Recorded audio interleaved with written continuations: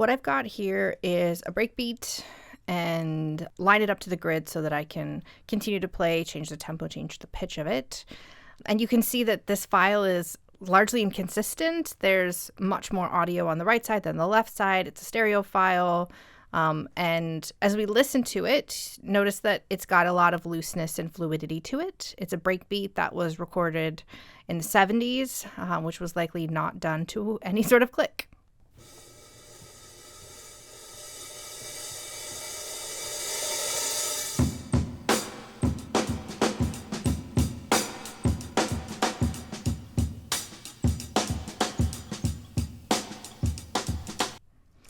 Okay, so for starters, I'm just going to duck this down a little bit. If I wanted it to be more centered, I could sort of pan it, but I'm going to leave things as it is right now. So I've got the file open, and then here in this section, which is called the Tool tabs, I'm going to warp the file. So I'll close this. And then we're going to select the algorithm that we want. This is a percussive loop here, so I'm going to select beats, which was selected by default. Now I can preserve transients. I can try to move and have things be more lined up to a grid. This was not done to a grid. So let's just start here and then we'll continue on. We're already in the session. So I can freely, actually with this unwarped, I'm going to unwarp this first. I'm going to play this clip and then I'm going to tap the tempo to try to get close to where I believe it to be. And I'm actually going to just move the start marker over to the beginning here so I can bypass this whole cymbal swell that's leading into the rhythmic sequence.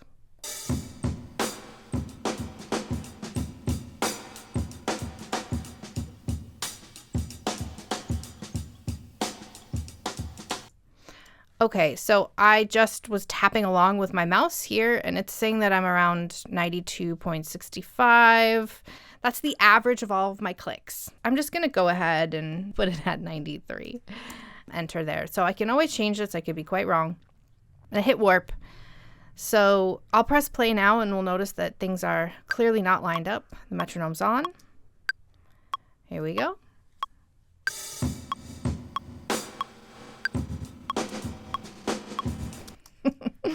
Okay, so Ableton doesn't love this file. It's not super straight ahead, and sometimes you'll import things and press warp and it'll just say, oh, like this, and you'll be like, wow, Ableton is so smart.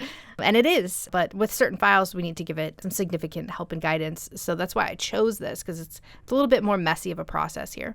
Okay, so first of all, I just need to identify where is the downbeat. This is going to make life a lot easier. So I'm actually going to just unwarp this so we can hear. We should be able to visually see. I know that it's going to be here, but I want you to see and hear this now.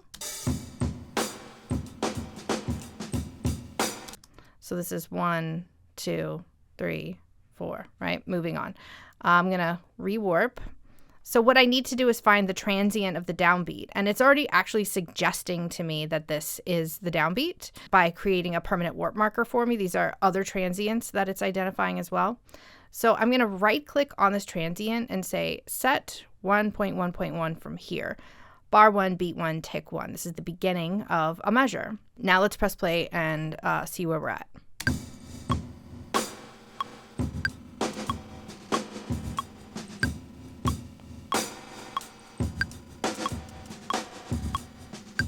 Okay, so it got it right. It's just halftime. And so what we can do here is actually, I just clicked on this double time icon here. Let's see what happened. So that was the opposite of what I wanted. So I'm going to click this twice.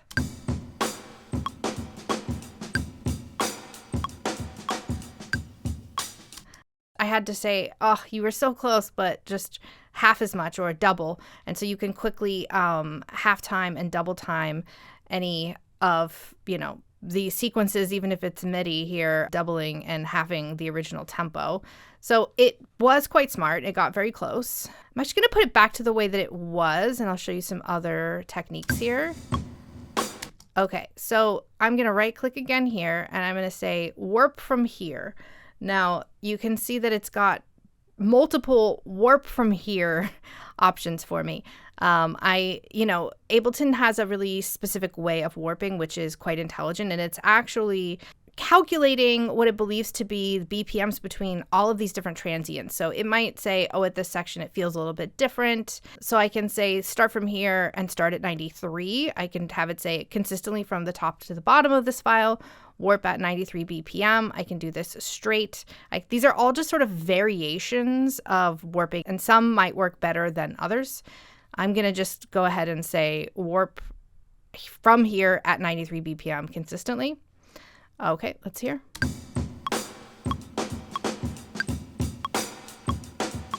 So it's off. It did not get it right. Actually, the half timing worked much better.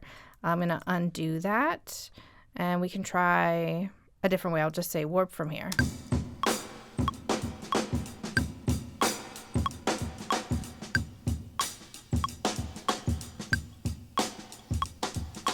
Okay, I mean, that's actually really close. It was just as good as the original, and then double timing here. So you can see that there's a number of ways to do it, and it's identified where it believes the downbeat is, which helped a lot.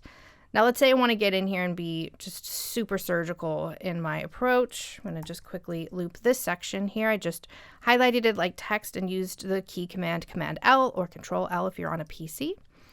Now, each of these transients seems a little off, and although it does pain me to take away the sort of life and soul of this breakbeat, I'm going to make it really lined up now.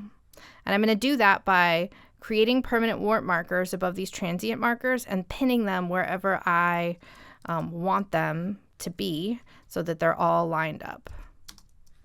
Just go ahead and hit this. So this needs to be at 2.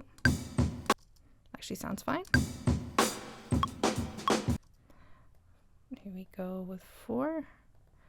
This is looking right. Just lining everything up.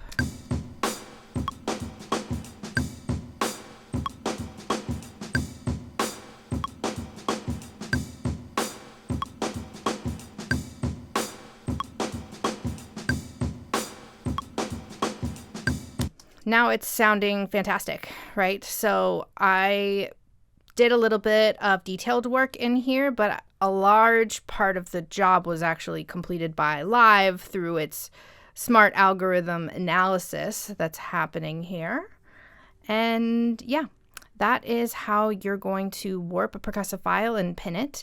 Next up, we're going to play around. So now you'll see I can adjust pitch and time freely here, and the file is going to follow without changing any of its actual structural distance between one kick drum and the next kick drum.